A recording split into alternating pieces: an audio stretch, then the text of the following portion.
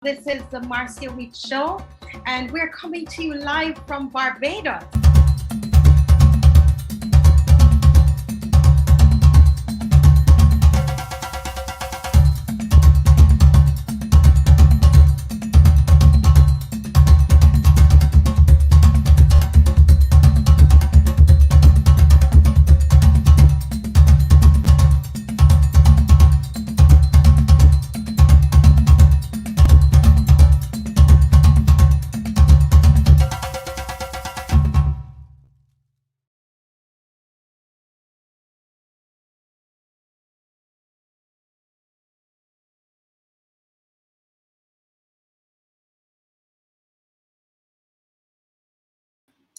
Hey, good morning there. Good morning. Hi, this is Marcia Weeks, and you are watching the Marcia Week Show.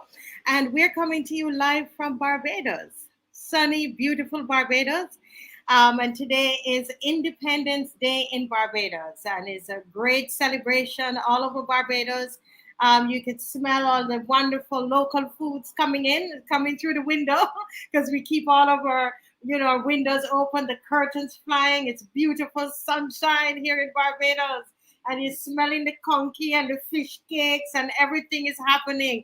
It's beautiful. I'm sure you could tell I love Bajan food. Welcome, welcome. Good morning to those who are on. If you are joining me, can you just let me know exactly where you're joining from? And you can see the arch behind me. This is in town in Barbados. You see the broken trident there and all the symbols, which we have to figure out, are these symbols going to be the same now that Barbados is a republic? All of that happened last night. All right. So we're here this morning, and I just want to welcome you, welcome you, welcome you. Please share and let people know we are on, we're on, we're on, we're on. And welcome to those who are watching. Welcome, welcome. Where are you watching from? Let me know where you're watching from. And we can't be talking about independence, and we're not talking about ERROL Barrow, right? If we're talking about independence and we're not mentioning the Right Honorable ERROL Barrow, then something is wrong, and we want to honor him this morning on Independence Day in Barbados. We want to honor him. Yes, we're eating our conkies and all of that. Oh, Jerry Smith is watching from sunny Barbados too. Yes, it's really sunny.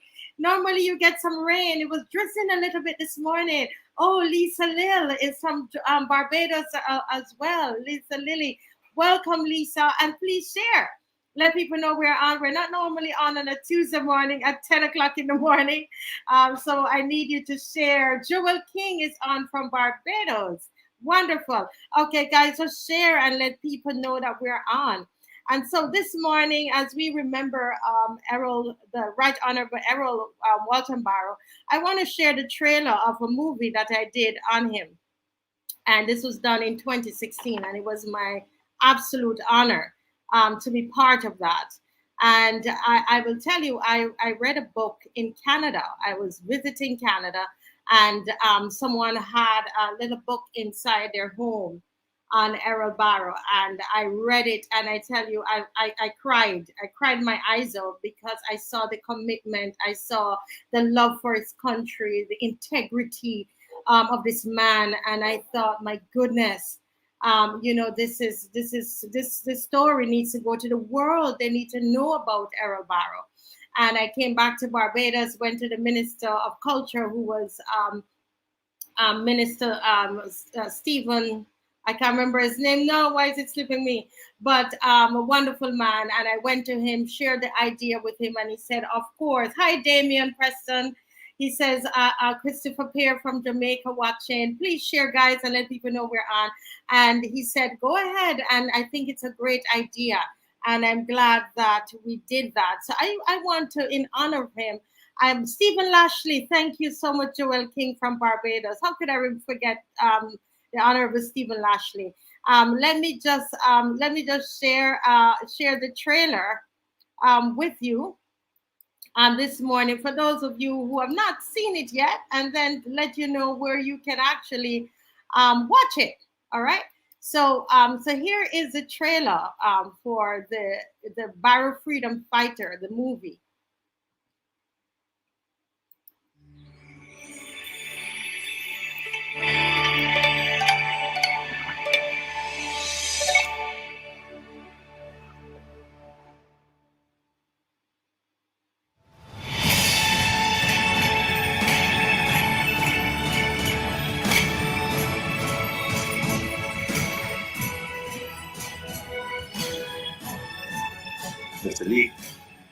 does seem on the face of it that you are indeed an idiot and do not share anything. What can you do for a man who is living at subsistence level after you have profited?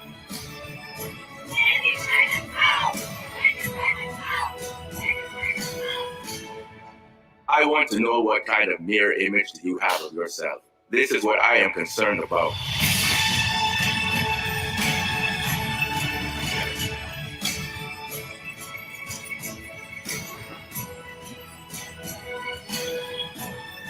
For the black workers in the small island of Barbados where I am from, one does not join a club if one cannot afford to pay the dues oneself. Do not wait until the end of the month. Close your offices and be out of Barbados in 2 days. He was resolute when he's making his decisions on behalf of the people of Barbados. He strongly believed that service to the country should not be financially driven. Politics for him was about duty. We were hoping that you could find a little something for either of us to do. Your constituency representative is Al Hopkins, right?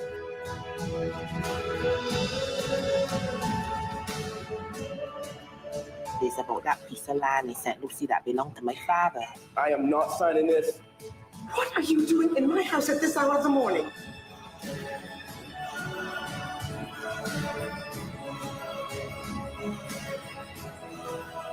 ERROL BARROW was among the dominant figures in the political landscape of Barbados for more than 2 decades.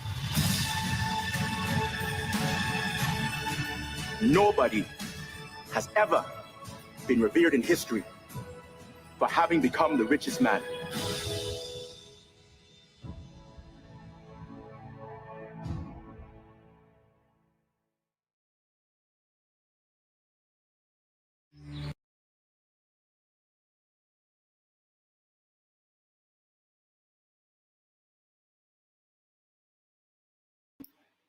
Yes, so that is the trailer for Barrow Freedom Fight. I could see that Joel King watched the movie. Joel, I didn't realize you watched it. She said, "Fantastic movie." Yes, so yes. Hi, Christian Weatherford. Are you from Saint Vincent and the Grenadines? Not sure if you've seen that movie yet, but for those of you who are wondering how you can see the movie. You can rent it on Amazon, and so I'm going to just put up that screen now on exactly where you can watch it, and it's going to come right up on my screen. And this is Amazon Prime, where you can rent it for $1.99 or buy it for $4.99, and then there's some other purchase options that are there. Okay, so you can take a screenshot of this Amazon Prime, and you can go and get the movie of this amazing, inspirational, Caribbean leader that is fit for the world stage, and we have shared this movie all over the world. And I've seen the responses of people to this movie and the story and everything that's behind this great Caribbean leader that we are so proud of in Barbados. Welcome to everybody who's on, and I'm going to ask you please to share and let people know that we are on this morning. So this morning we are talking about Barbados, being a republic, and we're looking specifically on what ERROL Barrow said about Barbados being a republic, and we're going to discuss that with this morning. And I'm going to just share what ERROL Barrow had to say about being a republic. And then I'm going to introduce my guests for this morning. And I want to hear your thoughts too after you've watched the video. It's an excerpt of a video. And after you've watched it, I want to hear from you as well. What are your thoughts, excuse me, about what Mr. Barrow had to say about us being a republic, which is what we've woken up to this morning? All right. So we want to hear your views about this. And again, I'm going to ask you to share and to let people know that we're on this morning. Okay. Thank you so very, very, very, very, very much. All right. So this is a clip from Alfred Cracknell, who was interviewing the Right Honorable ERROL Barrow, and we have just a small version of it for you today.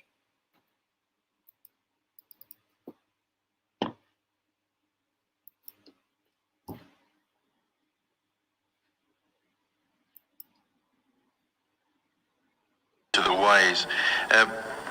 Guyana will soon become a republic. Now, for the uninitiated, and that's me, what exactly constitutes a republic, and should Barbados have one? Well, now we're going into a little bit of constitutional law. As I understand it, a republic is different from a monarchy because you don't have a monarch at the head of the state, at the head of government, theoretically or otherwise, and you have a president who is the head of constitutional head of the country. I really don't think it makes a lot of difference in the 1960s or 1970s in the relationship which we have now in the Commonwealth, whether you are a republic or whether you remain as a country which recognizes the Queen as Queen of the country, the Queen or ruling monarch in Great Britain, because really and truly speaking, the Queen has no real power insofar as independent countries like Barbados, Trinidad and Tobago, Guyana, Jamaica, Australia, Canada, and the other places which have so far retained the Queen as head of their governments is concerned. The idea of republic, of course, being that you throw off the last shackles of imperialism. But we cannot really forget our histories. We have come up through an empire, an imperial system in which there was a mother country and there were colonies. And whether we institute a republican form of government by having the president replace the Queen as head of state as against head of government. The head of government is usually a prime minister. It wouldn't really make a lot of difference. It's not going to bring a lot more money into any of these countries if we have a republic. I do not think that in Barbados it will make people feel any prouder that they have a republic. As a matter of fact, Barbados being what it is, I can see that a lot of people will have grave doubts because as soon as you mention the word republic, they will say, oh, you want to be like one of these banana republics where they replace the government every 5 weeks and people, the junta or junta, as the BBC can now say, walk around with dark glasses on for 5 weeks. And then when the president is out shooting or at the race course, the army moves in and takes over. And this is the kind of connotation that the word republic would have in Barbados, a banana republic, but it would have to be a sugarcane republic or an onion republic in Barbados or something like that. But the popular concept of a republic is a lot of men with dark glasses walking around, and thank God we got rid of that a long time ago. So it doesn't really matter. The Queen is Queen of Barbados. She's not Queen of Barbados in her right of being Queen of the United Kingdom of England, Scotland, Wales and maybe Northern Ireland. The Queen is Queen of Barbados because we said that she could be Queen of Barbados and not Queen of Barbados in her right of being Queen of any other country. And it is only a constitutional position which, because of our historical and economic relationships with the United Kingdom and the development of the Commonwealth in a very haphazard kind of way, that we were allowed to retain, or we elected to retain in the interim period. It would make absolutely no difference, as far as I can see, to the powers of Parliament, the powers of the Prime Minister, or the powers of any minister, the powers of statutory boards, or to the economic potential of Barbados if we replaced the Queen of Great Britain, that is England, Scotland, Northern Ireland, and Wales, who is also Queen of Barbados, replaced her by a president who would then be the person to sign acts of parliament and so on in his own right, and not as a representative of Her Majesty the Queen or His Majesty the King, if there were a king. So, if I may sum it all up, I don't know what all of the discussion about being a republic. If the people of Barbados wish to have a republic, they can have a republic tomorrow. But as far as I'm concerned, we can manage the government quite all right without any interference from anyone under the present constitutional arrangements. And we are part of the history of the United Kingdom, and if we establish 20 republics tomorrow, we already have 17 as far as I can see in Barbados. 17 independent republics. I wouldn't like to name all of them, but we have about 17. We have about 3 within my ministry alone, like the Ministry of Finance and Development Board and so on. But if we had 20 republics in Barbados, this country is not really going to go forward any faster. It may actually go forward much more slowly because a lot of irresponsible people would feel, well, now you can walk in and take over the government by shooting up the ministers or, capturing the broadcasting station and say, well, you're out of office and we're in. You mentioned a well-known cliche, the shackles of imperialism. And we so often hear the bad things about it. In all fairness, were there any good things left? Were any benefits left to people such as ourselves from the imperialist reign of Great Britain? That is a very difficult question to answer because of our history. The British would like to think that they educated people for self-government and independence. I used to hear this when I was a student in England all the time. I used to hear it from British cabinet ministers. I should not call their names now, and I will not call their names now, in the United Kingdom, and I used to hear it even from West Indians, that we were being educated for self-government. So whenever I got an opportunity at a public meeting, I would sit in the front row, and when they talked about educating people for self-government, and it usually was a minister of the rank of Secretary of State for the colonies or Commonwealth relations, or some high-ranking official, and they used to be very sanctimonious about this. I had one pet question. I would say, Mr. Speaker, not meaning the Speaker of the House, but a particular minister, I heard you say that Great Britain was discharging her obligations under the United Nations Charter by educating people for self-government, including the people of the West Indies. What I would like to know is when is the examination and who is going to set the examination.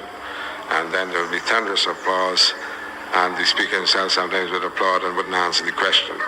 But I saw no effort whatsoever to educate people either in the schools or in Parliament or by anything that the British did to educate anybody for self-government. I think that the Barbadians were ready for independence and self-government over 350 years ago, and they sent down a series of colonial governors down here who we had to pay out of our taxes, and colonial secretaries and chief secretaries. I think we used to elect our own colonial treasurer because the House of Assembly reserved that right to itself. And they just came down here and they went to the Royal Barbados Yacht Club and they went to the Savannah Club and they wrote home reports on all the politicians and all the civil servants. And they went to a few bazaars and they delivered a message at Christmas time, and they said a lot of sanctimonious things, and usually there were cliches and that kind of thing about the British Empire and that kind of business. And then they went back home and nobody missed them. And there was no program for educating anybody for self-government or independence. As a matter of fact, prior to my coming home in 1950, I never heard the word independence mentioned in Barbados at all. There was no program in the schools for independence. independence was something which is a God-given right, like breathing air. So that I do not think that one can say that we gained something from the British, because Barbados may have been a totally different kind of place, probably a better place, if we'd never had any imperialism at all. By the very nature of international relationships, something rubs off from one nation to another nation. And that relationship does not necessarily have to be that of an imperial country guiding, inverted commas, the destinies of a colony. Everything that has been accomplished in Barbados has been accomplished by the spirit of voluntary service of our own people here in Barbados, and not by any colonial officials. It has also been accomplished by some of the leaders in the church, people like Bishop Mitchison and so on, who started our educational program, and they didn't get any assistance from any British government to carry out any program of educating people for self-government. I think the people in Barbados became educated for self-government because they were educated. So I don't want to have anyone to have any illusions about how I feel about this matter. You love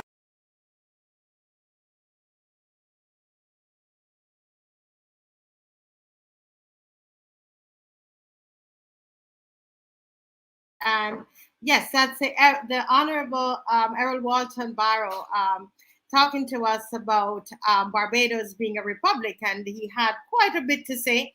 And we have some of our guests are in, and we have the wonderful Miss Maxine McClean, who served as a Minister of Foreign Affairs between 2008 and 2018.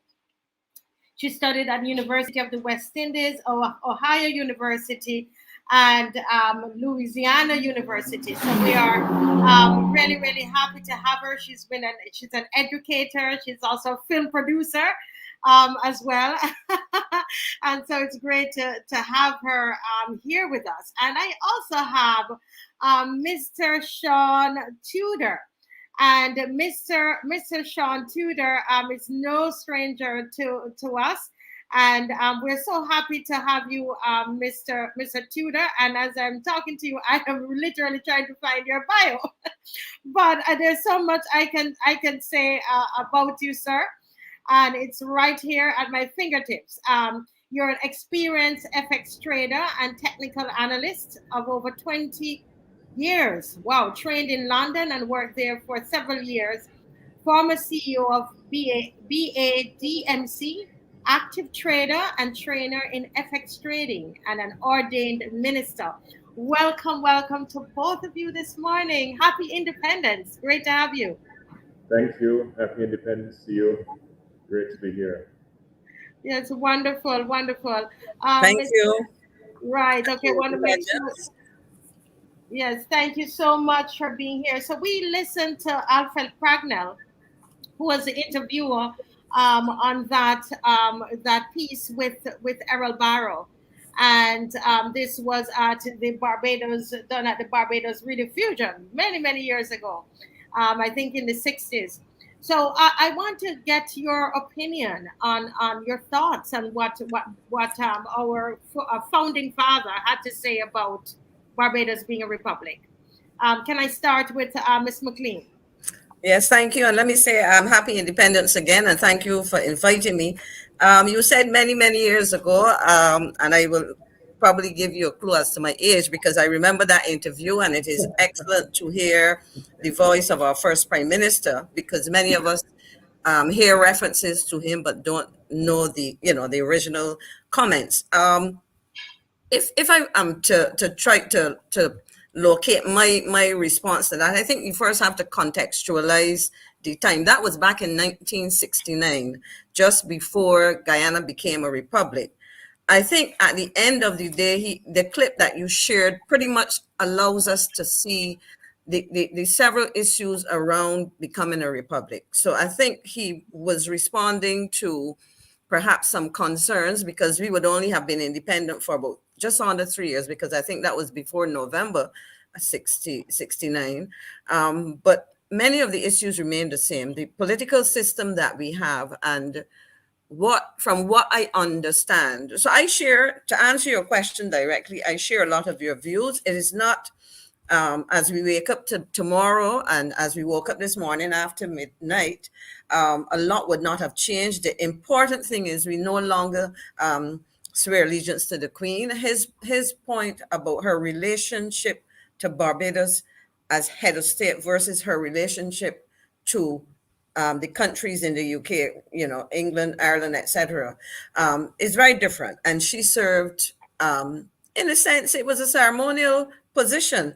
And a lot of what she did might have been ceremonial, but of course, the sticking point for some of us, or for us generally Barbadians, it was that we were seeing or swearing allegiance to a foreign power that no longer exists. And to me, that is the important thing. So in that sense, I am quite happy with a lot of what he said being relevant today in several ways. Thank you, Ms. McClean. And Mr. Tudor, the Honorable ERROL Barrow, he said he cautioned, there was some caution that was given there in that speech. And he talked about the whole thing about a banana republic. Do you share that caution that you heard in that speech? Not at this time. As Ms. McClean was saying, you have to put it in context of what was going on then. And could you speak up a little more? Could you turn up your microphone? Thank you. Okay. I will just get a little closer to it. I can't figure out how to raise it right now. That was in the context of the former colonial countries in Africa going republic, and having these like almost every other day coup d'etat and so on and so on. Things just weren't working well in many of the former like colonial countries that had gone republic. And at that time, there was this fear, even among some parts of the population and a significant part of the population, that if you came completely separated from the monarchy, that you were going to become a communist country and you were going to have this kind of unstable government and this kind of like... Okay, they're saying they're still not hearing you clearly, Sean. Is there your audio, is it up to the max? Are you maxed? Okay, all right. I think my audio is as good as it could be. Okay, well, keep going. Okay. That's all right. Yeah, so in that context, you were having lots of, many of the former countries that were in the Commonwealth and so on had gone republic. They were having lots of coup d'etats and the governments were unstable, and people were very concerned at the time. I don't think it applies now. I think there's a sufficient example that countries can become a republics without having constant coup d'etat and constantly changing the governments. We have a good example from Trinidad, and it doesn't, that fear and that caution about unstable republic doesn't apply right now. Yes, well, thank you so much. And I'm going to ask those who are watching. I'm seeing people on from Jamaica, from St. Vincent and the Grenadines, from Barbados. Welcome to everybody. And please share the live. And what are your views on what our founding fathers said about Barbados being a republic? We want to hear from you too. So please write in the comment section, and make sure that I read them, and the guests will be able to hear what it is that you have to say. Yeah. Now we're hearing about this new charter. So a new charter has been presented to Parliament 1 week before Barbados transitions to a republic, and I just want to take the opportunity to share my screen at this time with the actual document or the article, and so I wanna share that at this time, okay, so that we just kind of remind us And it says here, this is an article from Barbados Today, which your PM says that the Charter of Barbados promotes active citizenship. And the article is written by Dawn Paris, and it states, exactly a week before Barbados transitions to a republic, a new Charter of Barbados was presented to Parliament that, while not legally binding, outlines citizens' rights and responsibilities. Prime Minister Mia Mottley, who moved a resolution to take note of and approve the Charter of Barbados on Tuesday, stressed that the document promotes the concept of active citizenship and is a guide for how people should treat each other and the country, but is not a constitution, the preamble to a new or existing constitution, or a legal document. She says it's a document, however, that reflects how the majority feel, but that is committed to the protection of all, not just the majority, because the role of a government is to confer the benefits of the protection of the rule of law, the precepts of fairness on its people, while insisting that the order remain to avoid anarchy, she added. The one major departure of this charter from the constitution that currently exists, and the other things that we have done as an independent nation, is that there's no document that says to Barbadians that you have not only rights, but you also have a duty to take care of each other. And you have a duty to take care of this nation. And you have a duty to participate in the affairs of nation building as a form of active citizenship. Okay, so that's the article from Barbados Today. And my question to you, Miss McClean, is what is the significance of the charter being presented to Parliament, since it's not considered to be legally binding as per our Prime Minister? And do you believe that it will have no legal bearing on the Constitution? This is Ms. McClean. Let me start at the end. I would prefer not to make any pronouncements on the legal bearing on the Constitution. I am not a constitutional lawyer. I'm not a lawyer. I was a member of the Senate, but at the same time, we need to have those things made definitive. What I can share with you, and it comes from the same article I believe that you read, and I would read from the article. It said, Prime Minister Mia Mottley, who moved the resolution to take note of and approve the Charter of Barbados on Wednesday, stressed that the document, as you said in your reading, promotes the concept of active citizenship, etc. Now, from my recollection and limited experience, well, 10 years experience in Senate, resolutions serve several functions. And again, I would say, based on what the Prime Minister has said, she's saying is to take note of this document. My difficulties throughout all the discussion that I have heard, and maybe this is the teacher in me, but when we discuss an issue, a concept, I like to step back and ask a simple question before we get into the details or the substance of it. What exactly is this document? And if I cannot comfortably describe something, I have a challenge delving into it. And that perhaps captures my response to this. It is a document from again, I'm going to use my professional background. It is a vision of how we perhaps should be as citizens, but as to what role and function it will play within our legal system, our governmental system, that I await the explanation, because I've heard several things. I have heard from somebody who would have been in Parliament prior to my being in Parliament, that once it goes into Parliament, it becomes a legal document, etc. So I don't even plan to venture there.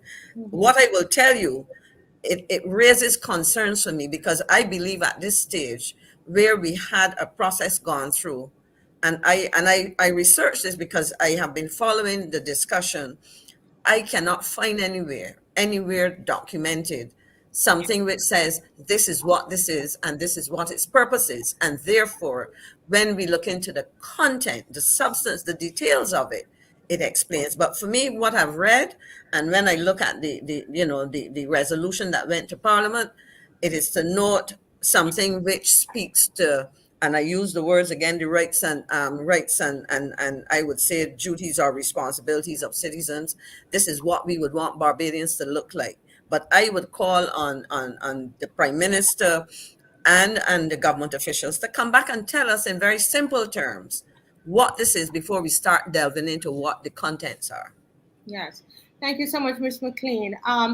I had the liberty or the privilege of speaking to a lawyer from Jamaica, a constitutional lawyer. And they had a similar situation in Jamaica a couple of years ago, and where a charter was also presented to the parliament. And she has had the chance to look at what it is, what's happening in Barbados. And you know, she has said to me, Marcia, she's defined the charter, and the charter is a document granting certain specified rights, powers, privilege, or functions from the sovereign power of a state to an individual, a corporation, a city, or other unit of local organization. And the document goes on to say a written instrument or contract executed in due form. And she says that a charter generally becomes part of the Constitution. And so while I am not a lawyer, you are not a lawyer, I've consulted with a constitutional lawyer in Jamaica, and they've had to go through this process as well. And she writes to me, she said that though the charter is not yet, and she has yet in capital letters, a part of your Constitution, however, make no mistake, it will inform the reform of the Constitution and how people relate one to another, right? And she says there is still a narrow window to fight, okay? And so I thought that this was very, very important for us to establish that when you look at charters, whether it is in Canada, whichever country, Canada, Jamaica, wherever it is, the charter eventually becomes part of the Constitution. That is the first thing. In the 60s, 1966, Barbados had its first, presented in her first Constitution, and before that was a charter. And so that is the general, that's a general method of how we arrive at our Constitution.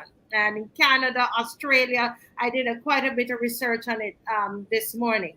Mr. Tudor, what are some of the sections of the charter that might that you find it's concerning to you, that you have you share concerns about? It is. I hope you can hear me this time. Yes, I'm hearing you. Yeah. It is not just a specific section. Of course, we know the contentious phrase that and the inclusion and the exclusion that brought a lot of contention. But the entire reading of the document is something that I am very unhappy with. It is very clearly the vision of Mayor Motley, and for me, this document is something that that AOC would be very happy with. The young lady in the Congress from New York, a young simpleton type of person. I am not happy with it because to me this charter it seems to be pandering towards the critical race theory, and it seems to be a manifesto for a certain agenda. The language you use, these, like, tolerance is obviously a very good thing, but in the context of these things, you know where this language is going, and all this thing about inclusion and for me, it seems to be like backward looking to one extent, that everything that we are as a result of slavery and difficulty and all the abuse and so on and so on.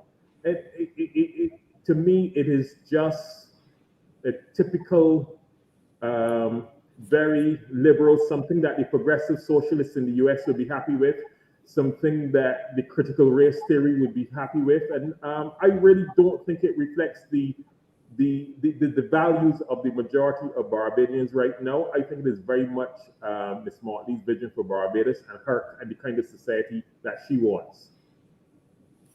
Yeah. Okay. Thank you. Thank you, Sean. And is there any particular? So you're saying there's no particular part of the charter that concerns you? It's just the language of it. Right. I read through the entire document again this morning, right? Mm-hmm. You say like, okay, like remembering in gratitude the indigenous inhabitants of the island and then and vowing to honor by preserving things, and it's like these things sound innocuous. As a matter of fact, they sound good and noble, but when you get the practical outworking of these things, listen, no matter how much the government says that this is not a legal document at this time, this is just like how you had the throne speech a year ago and it informed what's happening now. This document very much informs what is going to happen, and you can see what kind of legislation is going to come in the next few months coming out of this charter, right? And what kind of foreign policy we're going to have. All these things are there, but even in the preamble, I find the preamble is backward looking, and then like, for example, like you start to get this concept where we demonize colonial powers and exalt any power or any country that is like antagonistic to Britain or to the USA. It seems innocuous on the face of it, but this is classic progressive socialism, which is not the very best thing for us. Right. You know, in the charter, it does make mention, you know, of the creator, where, you know, the term the creator has been used instead of God.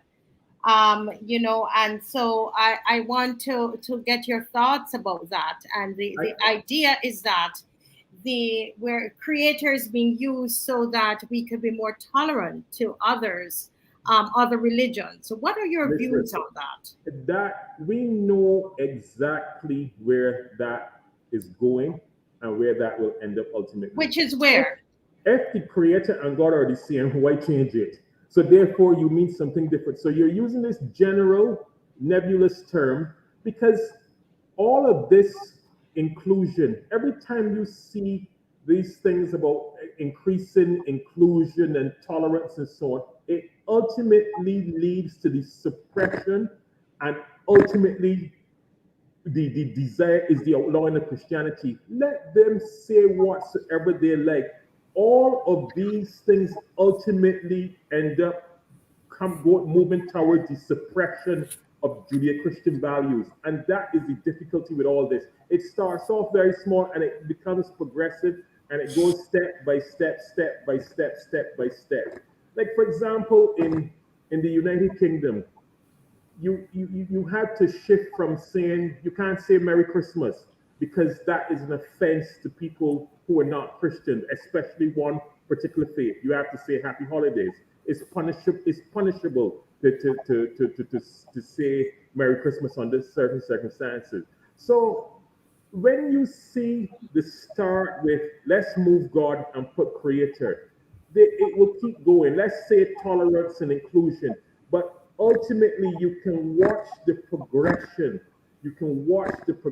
It ultimately becomes the suppression of Judeo-Christian faith, Judeo-Christian values. Interesting. You know, Miss McClean, you know, the thought is that we are in the charter, we are replacing God with creator because we want to be tolerant with, you know, to all faiths. And what are your views on that? You know, what are the faiths that we have in Barbados? And because I asked the question because I know that we just had a press conference with people from the Muslim community, Rastafari community, etc., and they were all against it. So I'm wondering, what are your thoughts about that? Who are we offending? But thanks for asking me, because I actually spent a bit doing some reading around this, because I was concerned that we were talking about offending other persons. And let's start with Barbados, because we have to deal with the people who live and exist here. If we think in terms of religions, we have Christians, whether they be Seventh-day Adventists, across the spectrum of Christians. We have Muslims, so Islam is a religion. We have members of the Jewish faith.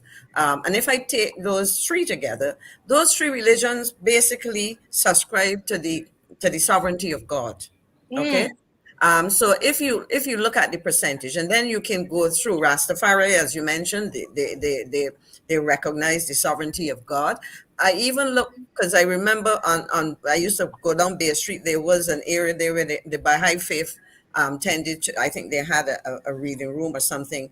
And when I looked at them, they do not criticize other religions. They accept those things. So the whole notion of the sovereignty of God is there. In fact, I also believe, and I'm not a theologian, but I spend my time as a practicing Anglican trying to understand these things.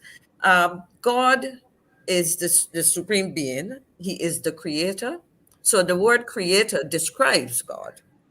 So if you think in terms of the ordering, and I don't think it is mere semantics. So for me, the persons, I looked across the major religions of the world, and most of them, I think, for example, if you look at, let me think of it, a lot of Eastern, when I say Eastern, I think of Asiatic religions. For example, in Confucianism, there's no God. If you look at the religions that typify Japan and so on, there's a recognition of, it's a very different kind of recognition, but I don't know that they will be offended by reference to God in a country like this.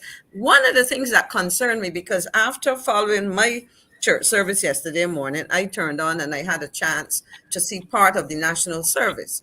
And I also had a chance to listen to a humanist who was on a call-in program. I think this was VOB.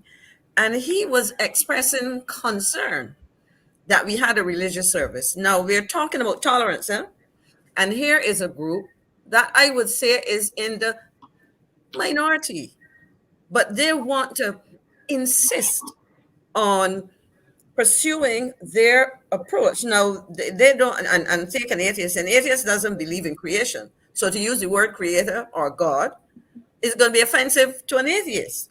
Okay? So I really ask the question, when we do what you do want as a minority, are you not offending me as well? So, it talks, the charter talks about rights and responsibilities.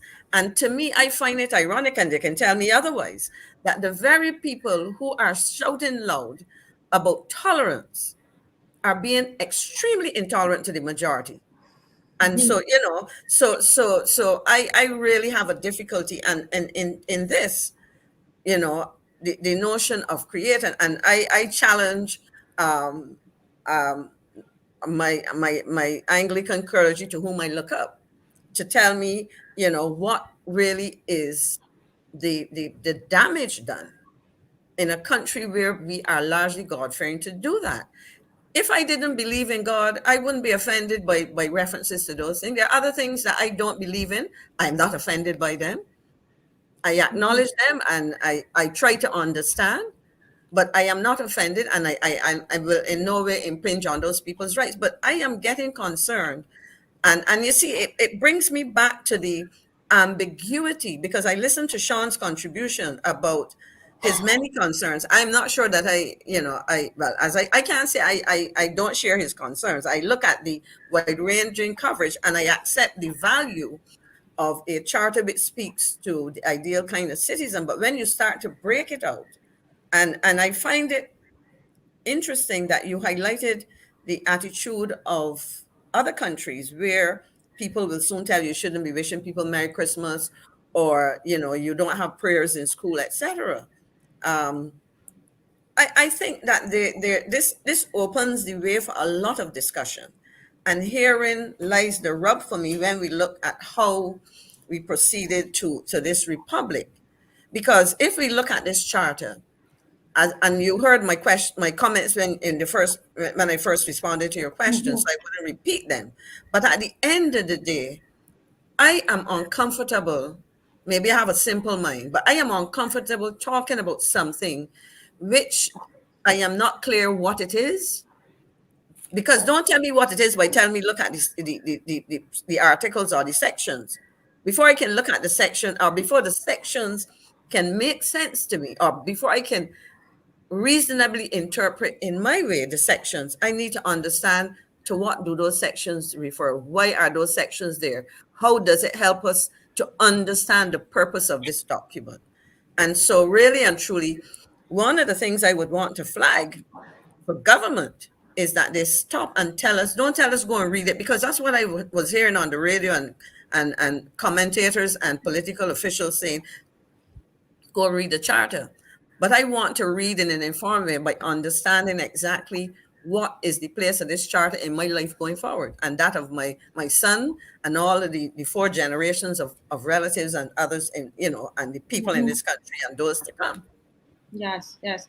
I'm in awe of what you're saying, that based on your research, that of the various religions in Barbados, that probably the only one that's here that could be possibly offended by the word God, the term God, could be Confucianism. And I don't know. Let me just correct. I don't know if they're here or not. I'm just saying I looked at those religions. Okay, well, it is Confucianism is one of those religions that would be offended, and I know let me interrupt you. I don't know if they would be offended. I'm just simply saying that when I examined the religions, this one did not subscribe to God, to the term God. Right. Yes. So I made no assessment of what. I'm just simply saying I looked at all the religions, and this one jumped out at me as one that did not subscribe. And I'm listening to it. I'm just saying, as someone listening to you, not that you've assessed that, but I'm listening to it and thinking, I'm sure that is one of the predominant religions in China. So I automatically, my head, there's a connection there. So somebody asked the question is, who are we offending when if the religions in Barbados, Sean, they are not they subscribe to it's okay for them to say God. The term God is not offensive to them. It's quite interesting to see the religions that could possibly who don't normally use that term, and to recognize that one of those is Confucianism. It's just something to note. But Sean, can you tell me what should be the church's response to this? I mean, we're hearing some persons in various faiths on social media, and they're saying that it is semantics. God and Creator is semantics. It is nonsense. Move on with your life. You don't need to be focused on that. What are your thoughts on that? I say to those persons who would say that, go and pay attention to what has been happening in the USA in the last 30 years. Go and pay attention to what has been happening in Europe. Go and pay attention to what's been happening in the UK. Go and pay attention to what's been happening in Canada in the last 30 years. As they started on this journey of greater inclusion and tolerance, you just see a constant whittling away, a constant watering down, a constant.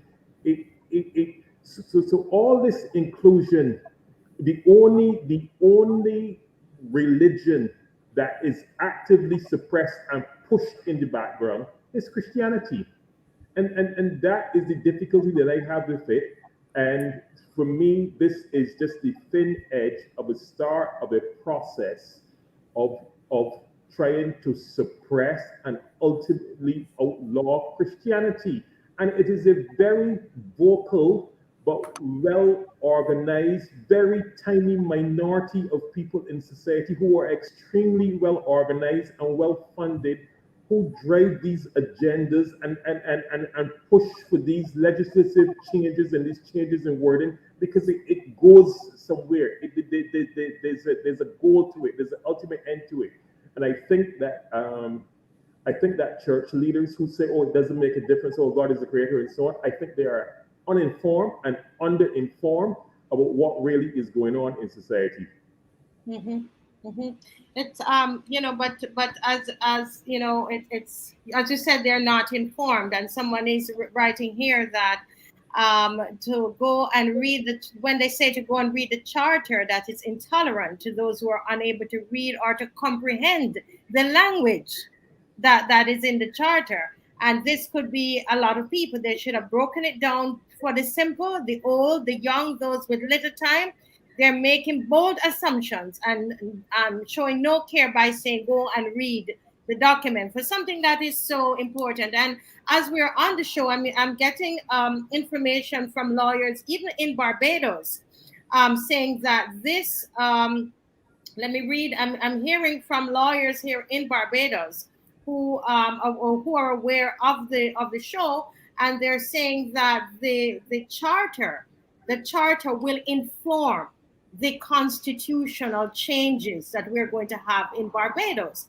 And while we are being told that it's not legally binding, the charter, from what I'm understanding here, is going to be, these are lawyers who are sending this to me, that they're saying that it is going to be the bedrock, then the foundation for the charters. And I believe that this is also what Reverend Atherley was arguing, and why it mattered to him, and he would have spent so much time in Parliament speaking of this. So if that is what it is, Ms. McClean, what are some of the changes then that we think we're going to see in the Constitution? I know it hasn't happened yet, but what are some of the changes then that as Barbadians we need to be expecting in this new Constitution? Well, I really will not attempt to answer that. I what I would say is that given the concerns, because I don't know what discussions have been going on, what is in the mind of the lawmakers, etc. But what I really think we need to hear, or not even need to hear, what we need to see done, is that there be some serious effort to have meaningful consultation and discussion. Because what we saw was a process that was rushed. And if you start to ask a lot of questions, those answers should have been provided, because at the end of the day, going to a republic, unless we have a constitution in place and all of these things, will mean very little. So my call really, rather than saying what I would like to see, is, given some of the concerns expressed by multiple persons, and given the concerns that you heard expressed by Mr. Tudor this morning, and the responses in Parliament of the Leader of Opposition, etc., there needs to be a serious discussion of this document. We need to understand definitively what its role and purpose will be, what it is as a document, and therefore what is the significance to the individual citizen on a day-to-day basis as it is, how it will influence the reshaping of the Constitution, etc. So I can't speak to changes, but I would prefer to help to be assisted in understanding how changes will come about and how they will be influenced by this document. Yes, correct. This is another article here, and it was on the 30th of July, and it's stating, this is from Barbados Today. Come November 30th, Barbados will complete its transition to a parliamentary republic with the swearing in of a non-executive president and a new constitution to be settled on immediately after. So for those who are saying, nothing is going to going to happen. Nothing, we don't know, as Ms. McClean is saying, we don't know what this new constitution will, what's going to be in it. But there will be a new constitution to be settled on immediately after. She said while a committee, this is our Prime Minister, said while a committee would be established to lead those talks, ordinary Barbadians would also be allowed to have an input.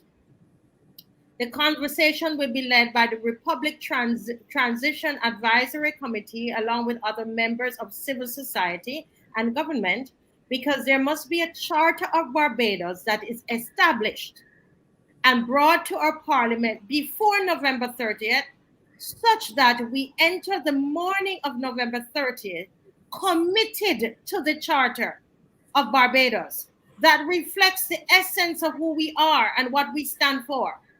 McClean said to a rapturous applause. And the full article is in Barbados Today on July 30th. Let me just read that little section again, right? That said that there must be a charter of Barbados that is established and brought to our parliament before November 30th, such that we enter the morning of November 30th committed. The word there, guys, is committed to the charter of Barbados that reflects the essence of who we are and what we stand for. And this is you can check this out. This is Barbados Today, and that is on July 30th, and it is based on that, why I believe that people are really very concerned. Sean, what do you think the role of the church should be in this important window? Because all of that is going to be starting very soon. Today is November 30th, and based on what I just read, Barbados Today has quoted the Prime Minister saying that this now forms a commitment of how we're going to, live after being a republic. What's the role of the church based on what we see in the charter? I think Sean might be stuck, or I'm back stuck. a bit here first. Can you hear me because the screen seems frozen? Okay, fine. Yes. When you read that article and it says a charter to which the country and the government is committed, it's set there already. 1 week before the Republic, you bring it to Parliament. This is just a continuation of the way how the government has operated.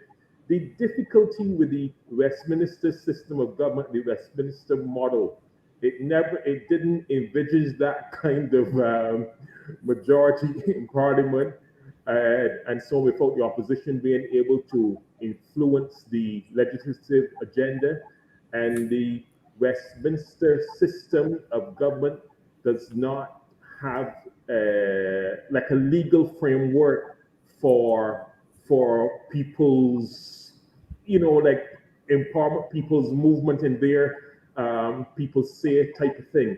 And I think the government is very, very clear about what the government wants to get and what the government wants to do and where the government wants to take the country. The government set out a throne speech last year, September. And they said clearly where the country was going. I said at the time that the Prime Minister was seeking to recreate this society in her own image and in her own likeness. It was clear exactly where we were going and what was going to happen. And where we are now is no surprise at all, because it was said very clearly in the throne speech. Now that we've had the charter sets out very clearly what is the government's vision for society and the type of society that government wants to have. And therefore, even though I am not privy to what the Constitution is going to be or what the Constitution is like, and you can't start guessing about that, the Constitutions are complex, you know exactly what kind of legislation is going to come during the next year. Now, in terms of the role of the church, there is no specific role for the church in the Constitution like that. The government doesn't have to consult anyone. But it would behoove the church to get as unified as they could and really put some things together. Like there was a program that Mr. Agley was holding on Sunday, and someone on there was saying, look, to write a constitution is quite a large endeavor, and you really need specialists to do that. That what the church ought to do is to concentrate on the matters that intersect with faith and morality and so on, and really set out their position on those things and present that, rather than getting involved in the entire constitution. I believe that because the church is so divided right now, and you have half of the people saying, well, it's no big thing. Half the church leaders in the country saying, well, it's no big thing. God didn't create it. They don't see anything was happening there. Some are really, really upset about it and think that it is quite sinister. So it is very necessary for those persons who are concerned about the direction of the country, for those people who are concerned about what will become of the Christian faith, what kind of society we are creating. It is absolutely vital to get together, put some things together, and present them to the government. Otherwise, we are going to have imposed on us the vision of a single individual in this country. And that is a vision that is not shared by many people, by the majority. And it is, as far the way how this government has gone and how things have gone on, you are going to have some consultation, and a few words from a few people are going to be included in the constitution. But this government very much knows what constitution they want to have and what constitution they intend to have, and they're very much going to get that, unless a concerted effort can be made within this window of opportunity by the church over the next 2 to 3 months. So really get a solid position written down and presented, hold their own town halls, inform the members of it, and present it to the government as a solid thing among the Christian community in Barbados. Mm-hmm. And thank you, Sean. We are talking about the church, but we should really be talking about the religious community in Barbados. That's made up of so many different faiths, because I've been hearing from people, my Rastafari friends and Muslim friends, and they're very concerned as well.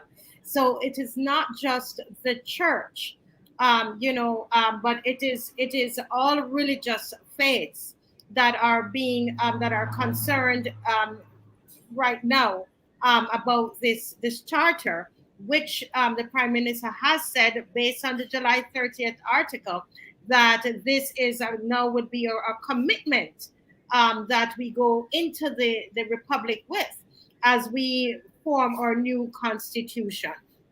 And so this is important. Go ahead, Ms. McClean. I could see you want to say something. Your mic, you're muted.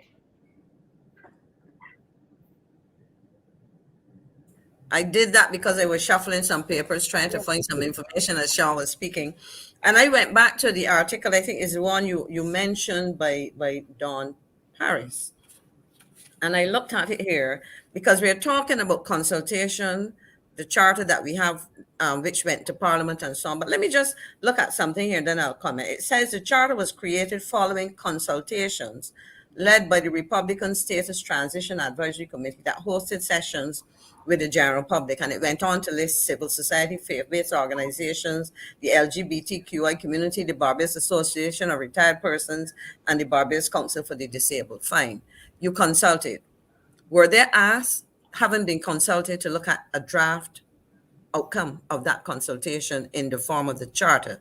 Because you see, again, I speak of the need to have a holistic approach, and one that is truly effective and intended to reflect the views of citizens. Because you had at least representatives of a wide cross section of the community, because, so I don't know what time frames they had, how many the numbers were, but based on this, I accept that there was wide consultation. I will go along with that.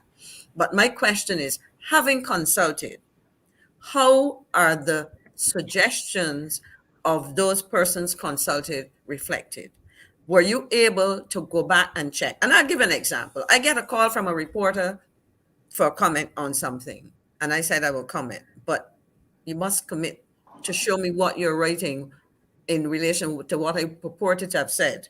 So in other words, show me a draft before you publish it, because I don't want you to come back and then say, having put this article up there, well, that's not what, and particularly put my quotes or something. So I like to be able to have a look to say I approve of the final interpretation of my contribution. In the same way, my question is, because I've heard, and again, I may be wrong, but I've not heard anything said. I've heard about consultation as an input, but have you now been able to share the output of those consultations so that those various communities can say, yes, we have looked at it, you have reflected reasonably accurately our concerns or our what we consider to be important inputs, or you have not reflected it, or you have ignored, etc. So that is the other half of the story or the equation. And I really am not sure, given the time frames, that was the case, but I am open to getting a response from the crafters of the charter. Okay, thank you so much. Winslow Graves is saying we should have town hall meetings, and they should be brought live on CBC radio and television, because we were talking about that window of opportunity that we now have, seeing that the charter was now already been presented to Parliament, and the next step is the Constitution that we need to really be in the next couple of months, need to be really, really busy getting this done. So I think that is a thing. I see a question here from Angela Blackett, and she's asking, and I'm trying to she's asking, will successive governments be constrained by what is going on today? If the charter is already presented, and if the charter now is now put as a constitution, will they be constrained by what is going on today? Any of you could answer that? Let me just respond in relation to the legislative process.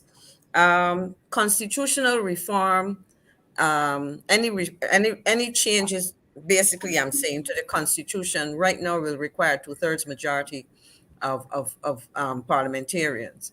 And so, for example, when you have a situation of 1614, unless it is an amendment that is acceptable to both government and opposition, you may have a challenge. In the situation right now, the government has 29 out of 30 seats, and therefore can make constitutional reforms easy. So I would say that it is not necessarily the case. Well, the Constitution can be reformed, it can be updated, as is any legislation that goes before the Parliament.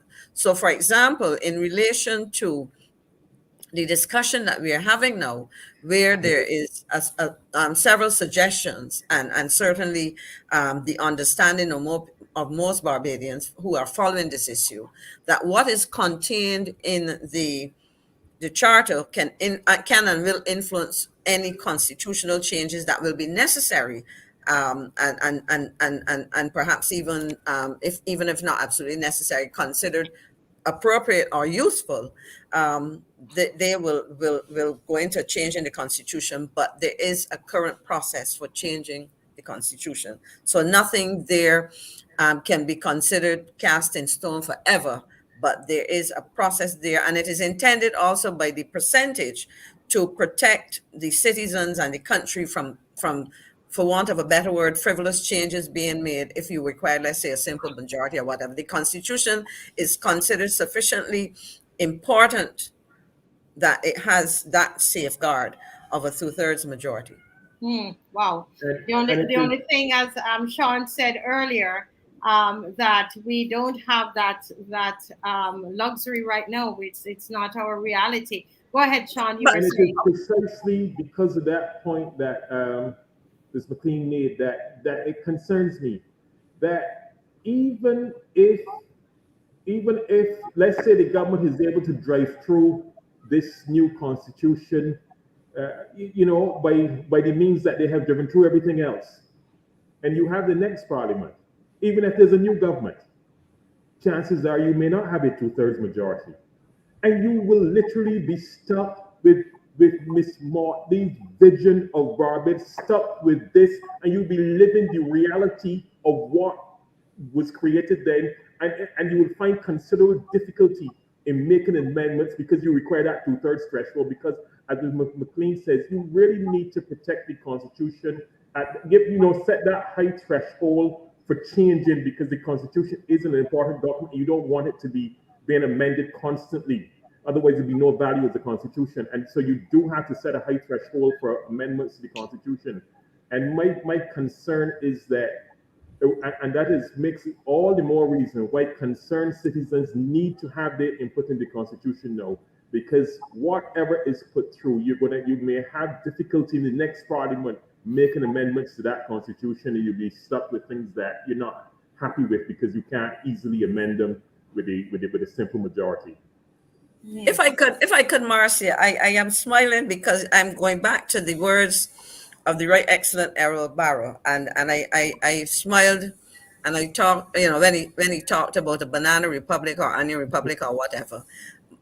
The point I'm making, and I think, and this is what, because we have not gone through the constitutional amendments before, perhaps, and as we talk about this, I think the government needs to recognize the absolute essential or the absolute critical importance of engaging the public in a very serious way. And, you have committees or you have advisory councils and whatever else, but we're talking, you will hear the term repatriation of the Constitution. In other words, we will now have, with the amendments to reflect a constitution relevant and appropriate to a republic, the opportunity to ensure that when we make those amendments, that we have been able to bring the public along. Because at the end of the day, I take the point that Sean is making, it is not a document that is going to be easily changed. It should not be a document that is easily changed. And therefore, we have, and it is in the interest of citizens to pay attention and make the demands that we want to be sure that we are not taken through a lot of glitz and glamour in terms of the frequency of appearances of people talking, but that there is a serious, studied effort to engage the public and to walk them through this so that they understand the ramifications of some of these things, and and hold their hands for those who need hand holding. I can read any document and understand the words on the paper, but I cannot read a document and tell you what are the legal ramifications beyond a certain level. I can read a document and tell you what are the political or whatever ramifications on, the economic ramifications, but I cannot read it in the way that the professional in a particular discipline will do. So because I might have had years of schooling and years of reading documents and teaching or whatever, that does not make me understand the substance of some of these things. And therefore, we have to take it seriously as citizens and say that as we talk about the quote unquote repatriation of our Constitution, as we talk about the crafting of a Constitution for Barbados as it has become a republic, we don't want token consultation or a lot of noise with no substance. We want true consultation and the incorporation and the sharing with the public of the reactions of those consultations and where people's suggestions make sense or otherwise. So this cannot be, this has to be a serious process. Yes. I'm seeing here, thank you so much, Ms. McClean. Andrea Critchlow, she says, we have been talked to, not with, right? there has been no meaningful inclusion from the public because most, if not all, have no idea exactly what is happening or what to expect. And so just underscoring what it is that you're saying. You know, the other morning, someone came to shelter on my veranda because the rain was falling, and she was reflecting on the fact that, you know, independence is coming up, but she said, I don't feel anything. I don't feel anything, man. I don't feel anything because I don't understand what is happening. And you know, she's just an average citizen, and she says, I can't speak the Bajan like her, right? But she said, I don't understand what's going on. And she said, you know, I don't, will the dollar be devalued? She said, but you remember when Guyana was became a republic and Trinidad became a republic and their dollar devalued. Man, I want to understand, man. And you know, I couldn't answer her. And so I thought that's a great question to bring to this forum. You know, I know we don't know because we don't know. Nothing has been said. But is that a possibility? I think people are really, Sean, why don't you start by answering that question? Do you think that's a possibility? The possibility, tell me again, ask me again. Of the dollar being devalued, because we are seeing Trinidad's and Tobago, their dollar was devalued and Guyana's dollar was devalued. I will answer that, but I want to again buttress the point that Ms. McClean made is very, very important.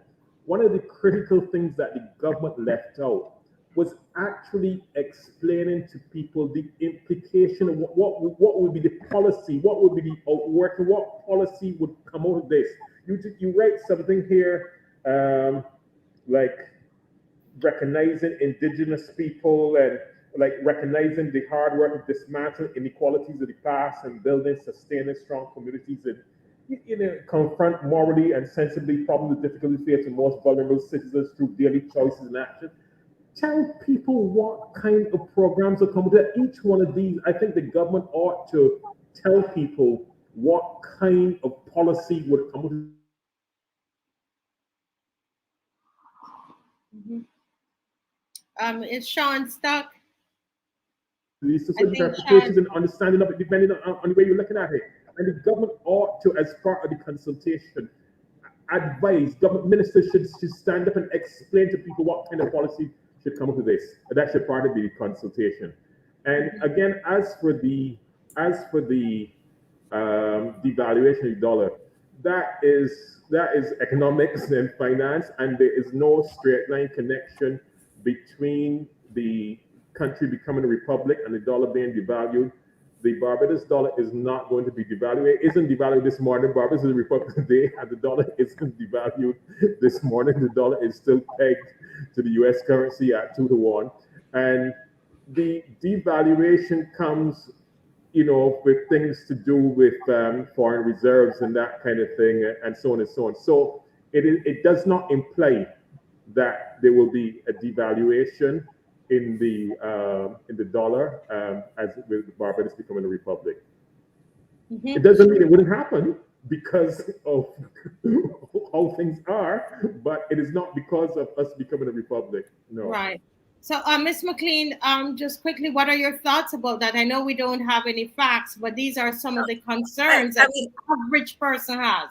So we have I think Sean is correct. There's no direct connection at all. Our currency, the Barbados dollar, is pegged to the US dollar. It's a fixed exchange rate, and therefore its devaluation is not. That has been maintained through independence, pretty much.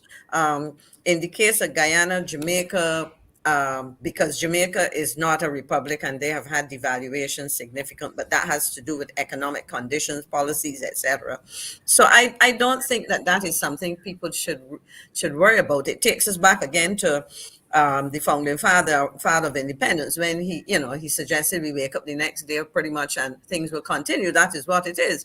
In relation to financial economic situation, this financial and economic situation of the country. So I wouldn't want people to run away with that notion. You know, this notion of currency devaluation is a boogeyman for a lot of people on several things. You know, it is used by political parties and whatever. But the currency, the value of the currency is a function of other kinds of things. So there's no automatic, and I just repeat what Sean is saying, no automatic connection between the two. Okay, because as I said, this is what you hear. It's on the street. People are concerned, you know. Now, one of the things that is noted is that our president, or President Sandra Mason, her post is ceremonial, but there is a term limit that, based on my understanding, that is on the post, which is a little different. I mean, in Guyana's post president is a political appointment, based on my understanding. I want to ask Ms. McClean, do you have any thoughts about that? Why is ours different? Why our president would have a term of 4 years if it is a ceremonial position? Well, let me compare it. I think that applies if you check in the situation in Trinidad and Dominica, for example. There are two other republics, and they both have 5-year terms.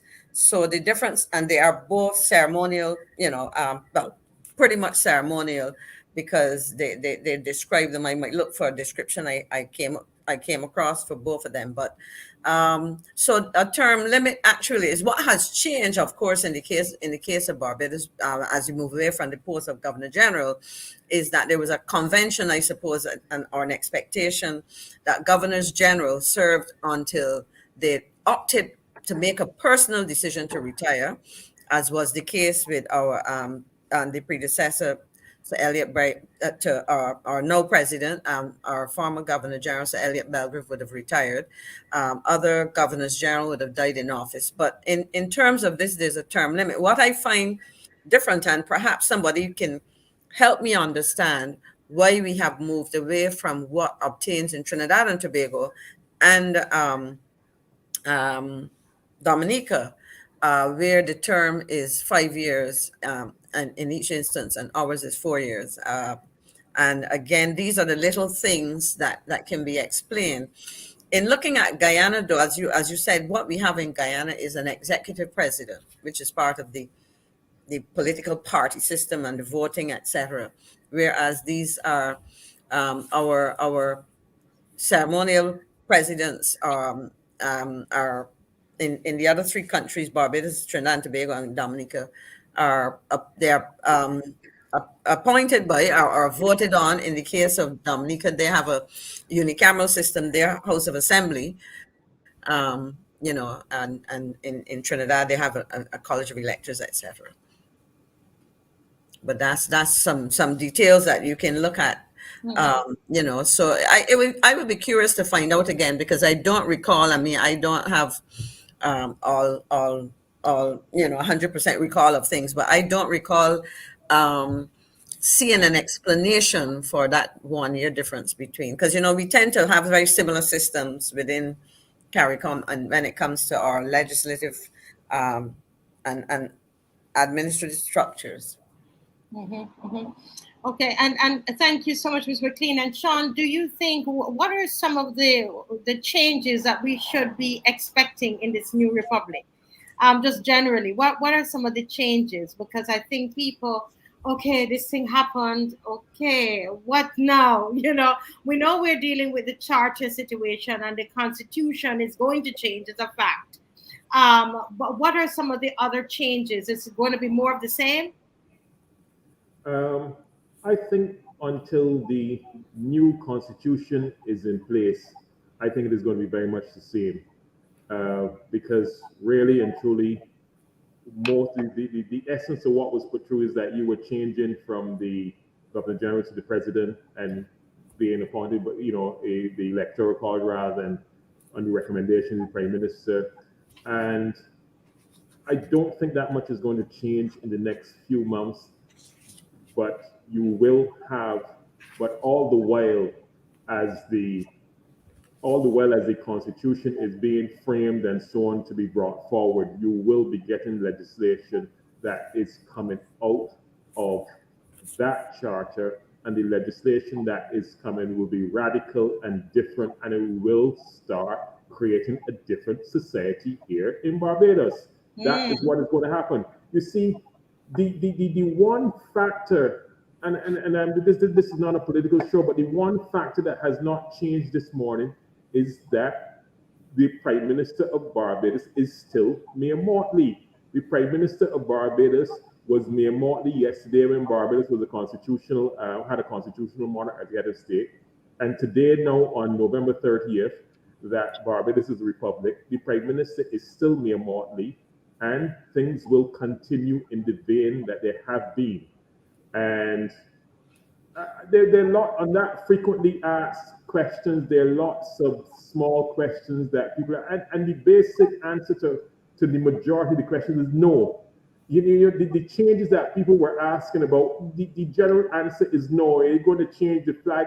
It probably will be some small changes, but the government says these things will be consulted.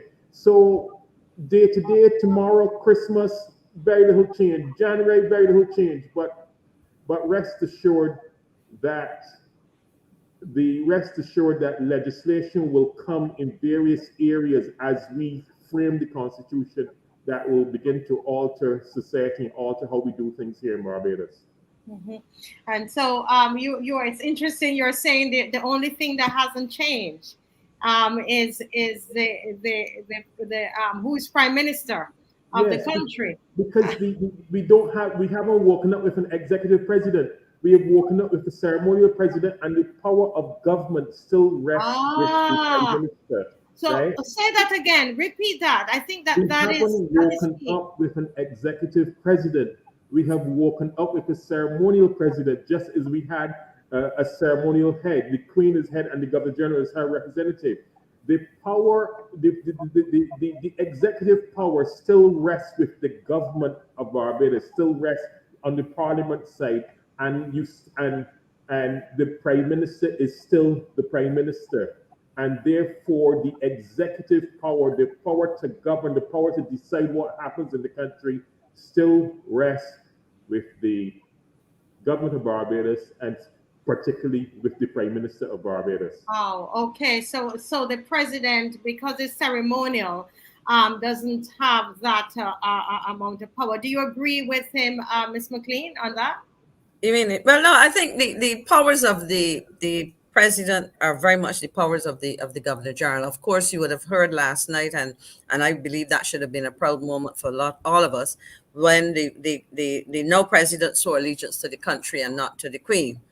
But if I could say a little bit about some of the changes that are to happen, and Sean made the point that in terms of the political system and the hierarchy, it remains pretty much the same with a ceremonial president. But you would have noticed and probably heard, and in fact, let me share something that was of concern to me. I think it was on the weekend. I heard a seasoned broadcaster mention a new flag, and I right away, it just disturbed me, because what the gentleman was referring to were changes to the military colors, which is really the military flags. But the impression given, and I heard somebody, I think this might have been on Friday, the impression given to some people raised it, asking about changes, was that the impression was that we were having changes to the national flag. So because those things, as I said, the military colors would have had incorporated in them symbols of the monarchy, those things come out. If you look at titles, the name of the police force has changed. I think it's now the Barbados Police Service. I think that's what it is. Yeah, Barbados Police Service, because some people were saying it is close to the Barbados Postal Service. So those kinds of things, emblems, and so on, things on letterheads, etc., where royal appeared, those things have to come out. Where symbols are images of our connection to the UK, those things will change. But at the level of day-to-day government operations and decision making, we continue pretty much as we have been. Mm-hmm. So those are some of Some of them, yeah. immediate changes. Immediately, because you would have seen different kinds of uniforms, modifications to the military uniforms, etc., on display. Mm-hmm. I'm coming down to my final question, and I want to ask those who are watching to give their response. And I think this is really why we even do the show. And it is, what is the next step for Barbadians in this new republic? What is the next step? So we've been talking today about the charter and about the constitution. And I want us as Barbadians, you're listening, you're watching. What do you think? What should we do now? We have a window of opportunity. All right, and we're all listening and recognizes we might like the charter and we're fine with it.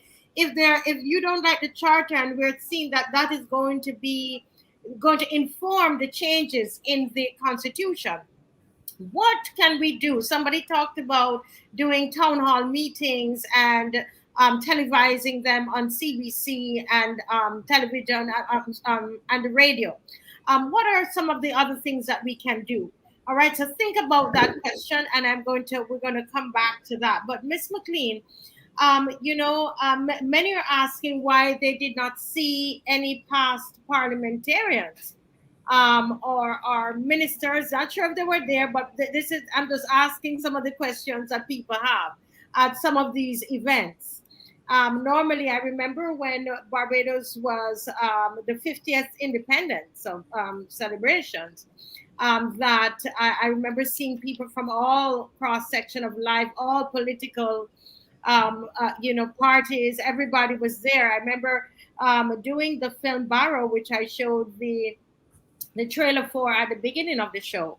And one of the things that Stephen Lashley, who was the Minister of Culture, said is that they wanted everybody, whatever party they were, to have something to say about Mr. Barrow. Unfortunately, I didn't get the Prime Minister, the now Prime Minister, to agree to say any words in the film about Honorable ERROL Walter Barrow. Don't know why, because there's some things just should not be partisan. So I'm curious, wanting to know what are your thoughts about, we didn't see too many past parliamentarians, etc. there. We might have needed a microscope to see. Well, I as a member, I wasn't an MP because somebody called me and asked me about that as well. I can speak for myself. On Friday last week, I got an invitation. Friday might have been around the 25th of the month. I got an invitation to the church service. It was post-dated. It had a 19th of November stamp on it. And I had to reply by the 20th. So that was late. I presume that, well, I don't know, as I did hear mention of Sir Lloyd Erskine Sandiford, our former Prime Minister and our first ambassador to China. I heard mention of him, so I presume that he was in attendance. I would have to call some of my former colleagues to find out if they were invited. So from what it looks like, and if I can judge, I don't know if it has to do with the constraints of numbers, well, given the times that we're in, but I can only speak to me. I got a late invitation to one event. I did join the church service late because I was attending another service, and I actually would have been able to hear the sermon. And I recommend that if I might do that, the sermon of Senator Reverend Dr. John Rogers. I thought it was a very fitting sermon for the occasion. I was actually, quite coincidentally, not joining my church, but I was attending service at St. George Parish Church, and I heard about that. But I can't speak for others. It's a little strange, but the government would have to explain that. The organizers, not me. I was responsible for the 50th anniversary celebrations as chair of the planning. We had an extensive planning committee, but that was a year-long set of celebrations and so on. So efforts were made, not, so I think I've said more than enough on that. I don't know. These are just questions. No, fair enough. I think it is a seminal moment in the history of Barbados, and as such, it is something that should have, even if there were constraints of representation. In fact, I could share this because while I was preparing for this, I got a call from a former colleague of mine who is now back in office, asking me if he was going to see me at an event that was taking place now. I think it's the presentation of national awards, and I nicely said to him, sorry, but I wasn't invited. So I mean, I as I said, I don't know if there were any I would hope that there were representatives, because clearly in the context of COVID-19, there are constraints, but that's how it goes. But somebody else can probably tell us later on, probably. We're moving now to that final question. What is the next step for Barbadians in this new republic? With so many things that we're not certain about, we don't know what this document is, with the power of the document, we don't know what's going to happen with the Constitution, we don't know. These are lots of things we don't know. So we're seeing people, I ask people who are watching, and Christian Weatherford is saying, I think we should set boundaries and let her know, against the Prime Minister, how we feel. Playing dead is not an option, Christian Weatherford is saying. And she says, speaking up and speaking out is very important. Speaking up and speaking out is very important in this new republic. All right, that's what Bajans are saying. And this is a long one here from, what is the next step? She said people should pen official correspondence to their members of parliament because we don't elect ministers. And demand that people decide what's in the charter will go into the constitution amendments or a brand new constitution, right? It is time that people know that an MP is and their fiduciary, what an MP is and their fiduciary responsibilities, and who is a minister and their responsibilities in that post. The people need to start paying attention to their own state, I guess she's saying assembly. Okay, and those are some of the thoughts. Let me hear from you guys. What do we do next? We have a window of time, and we don't want to be here saying, because the republic has happened already, so we can't be here moaning over it. We're now this is a new place we're in. So what do we do now? Sean, any thoughts on that? Some practical things. What can we do? I want to commend the lady C. Roach for what you're talking about, writing to the MPs and engaging the MPs. Members of Parliament are always very concerned about re-election, and anything that threatens their re-election, they will pay attention to. I think part of the leverage that the population has is to engage their MPs, writing to them, asking what are their positions, asking them to take certain positions, and to make true and genuine representation of what their concerns are, and so on. And I think there must be a greater engagement of the MPs. I also believe that concerned groups, as you mentioned, not just the Christian, but people of faith, must make their position clear to the government. You have the government has a huge majority, an unassailable majority, and it is the natural tendency to drive through things when you have that kind of majority in Parliament. So the only way to have an impact on that is by actively making your voice heard, and it just will have to be done in a more forceful way than citizens of Barbados have hitherto done, because the situation with the government is very different. And you really need to write, You really need to write. You really need to set up your positions in writing. You really need to demand things of your MPs. Otherwise, your voice is not going to be heard. For 3 years, the government has done what the government wanted to do.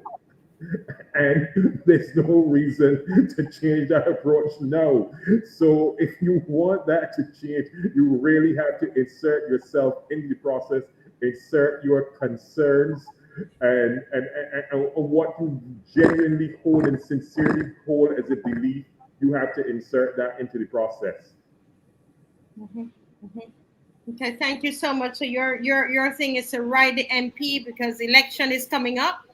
And that's one thing they respond to, right? So get writing, guys. You need to let your MPs know that they went ahead and voted for something that you were not satisfied, that you were sufficiently consulted on, that they voted on something that's not clear to you, and that this is unacceptable to you, right? And here is what we want you to do. Can you commit to these 1, 2, 3, 4, 5 things that we would like to see done, even in process? And if you can't commit to that, if you can't commit to representing me and representing our interests, well, then we can't commit to supporting you going forward. It will work. Right. So I mean, ultimately, we put them there. And that is why writing the MP, guys, listen, we can't be lazy. We can't be lazy about this. One of the people were there saying you don't actually elect ministers. They are parliamentary representatives, the P, they're members of parliament. They're representatives, right? They are there to represent the people, to represent their constituency, right? But what happens under these circumstances that you go there, you become part of the government, but really and truly, technically, you are there to represent the constituents, represent your constituents, right? And that is something that has been lost in our parliamentary system in the last few years. Representative people became fixing a road and as little handouts coming up towards coming up to election time, and that aspect of carrying the voice of the people, carrying the concern of the people and the interests of the people to Parliament and having it reflected in the legislative agenda of the government, that has been lost, over time. And representing people has become reduced to some small handouts coming up close to election time and fixing a road and that kind of thing. But so you're saying we the people need to get really militant about it, understand that we hold the handle. My grandmother would say, Sean, we have the handle. We hold the handle, and the handle is that vote. And because it's very important, this is a crucial time, people. This show was called We the People. The voting, they're not saying it. I will say it. I am telling you, it's about us. I'm not in politics. It's we the people. And what we have, the handle we have is that vote. And your MPs, write the MPs and let them know these things happen. We're not happy with them. And this is what we want you to how we want you to represent us. Somebody's saying here, Shamal Roach again, members of parliament represent the people, she said. They are to look after our interest. Very good, she said. Finally, this is a major key, right? So go after it. I see Miss McClean laughing like she's like, I'm not sure about that. And I see Princess Stella is saying that that's a day too late. Is it really a day too late, or can we still be writing our MP? No, we know the Republic has happened already. Obviously, it's happened. You can't do anything, but we're talking now. We're now in this Republic. And we as Barbadians should go in with a different mindset, right? Shouldn't we? A different mindset we should go into the Republic with, and one that we are going to speak up now. This is a Republic. We're going to speak up in here.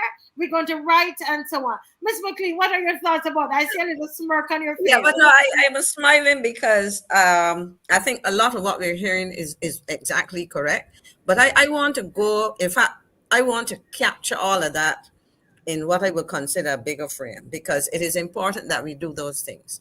And let me start at the end and come back at the end to the extent that I'm responding to something you said about your Republic. We are a Republic with a shell. I'll use an analogy in a meeting in which I sat as a director of a company. I would call it a fledgling company. I said to the fellow directors, this is a business, but it is not doing business. We have a republic, but we now have to flesh it out according to the process and the timing.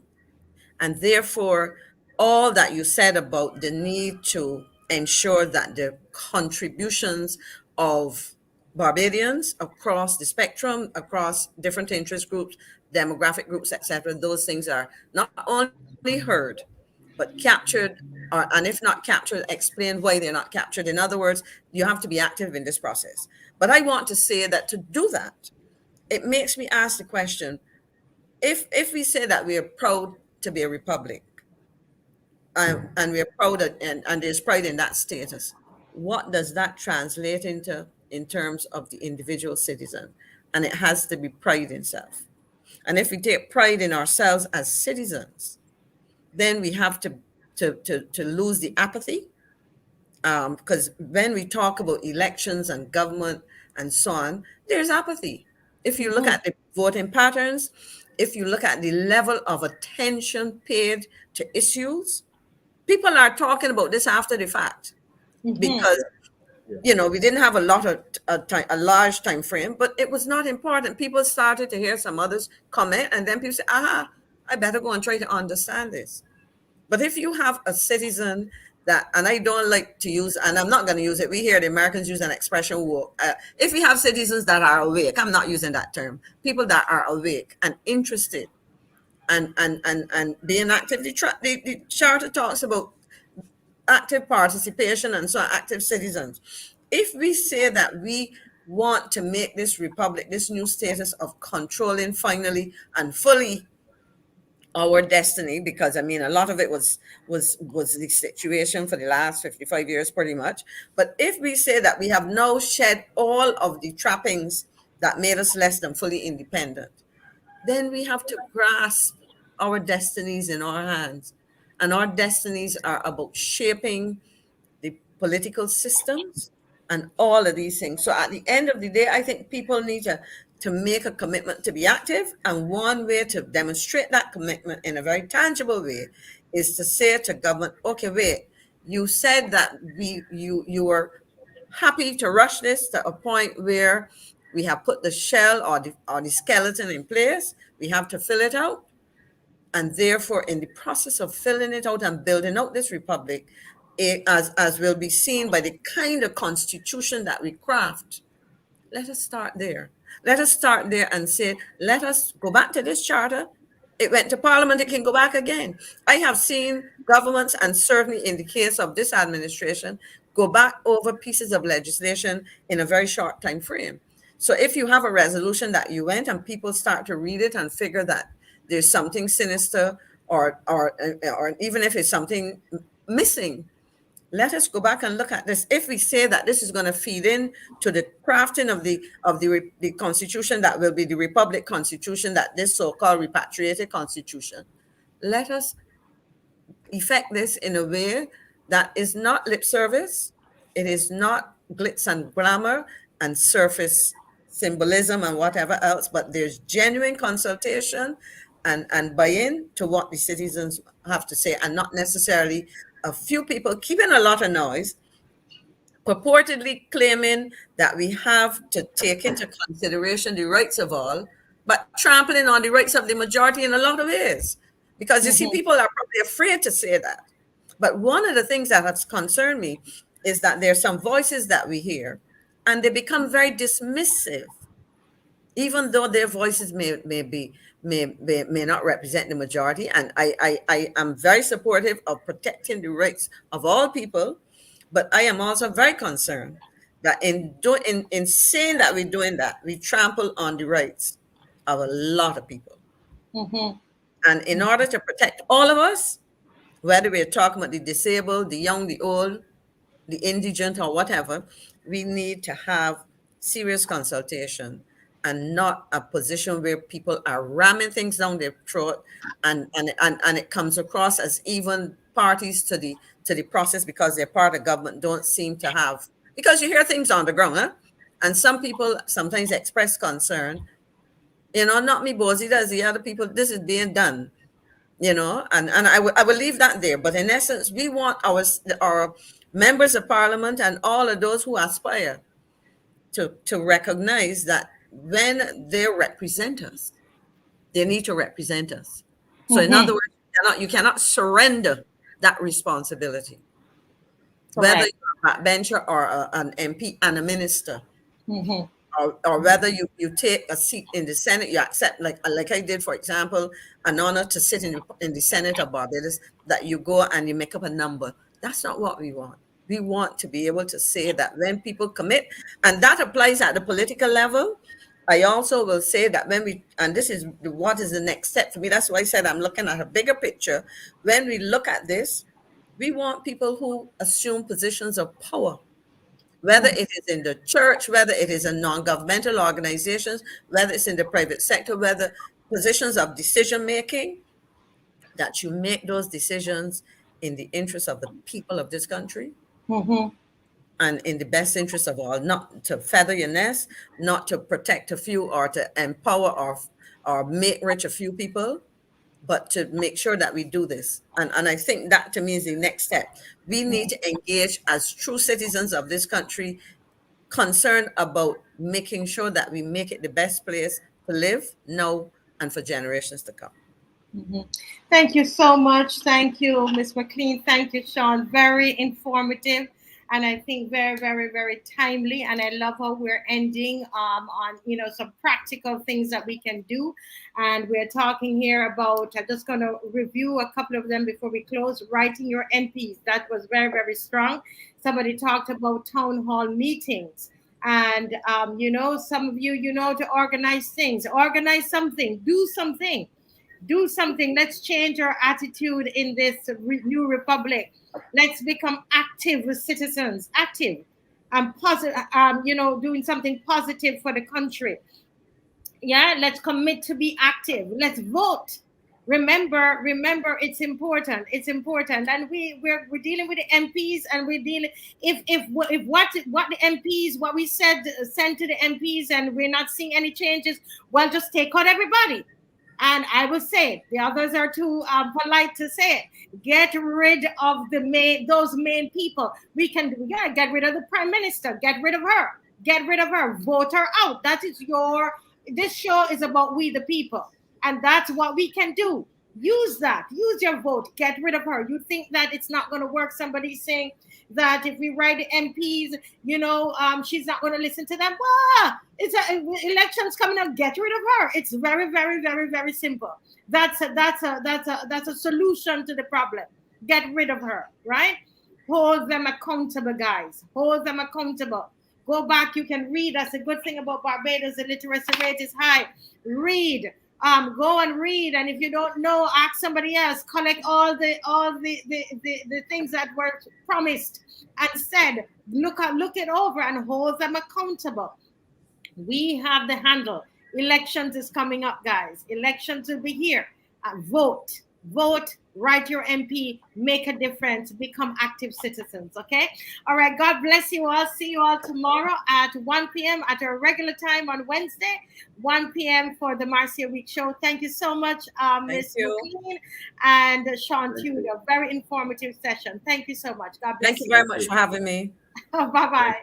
Enjoy the rest of your Independence Day, and may we make our republic meaningful by doing some of the things that we talked about. Today. Happy Independence, everybody. Bye-bye. Bye-bye. Thank you.